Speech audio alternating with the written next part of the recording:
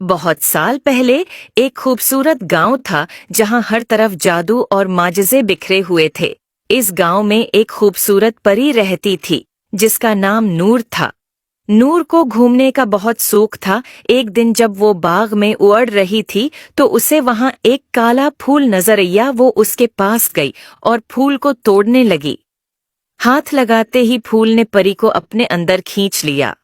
नूर ने खुद को एक अजीब व गरीब दुनिया में फंसा हुआ पाया।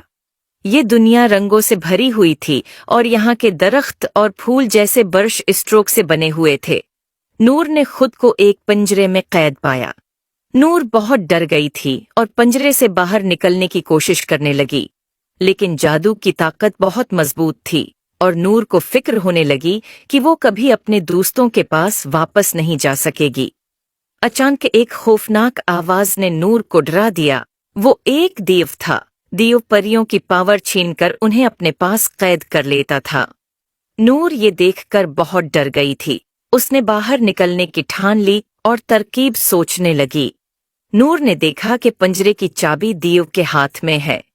नूर ने सच्ची नीयत और जादू से देव पर जादू किया, जिससे देव सो गया और सूते ही देव के हाथ से चाबी गिर गई।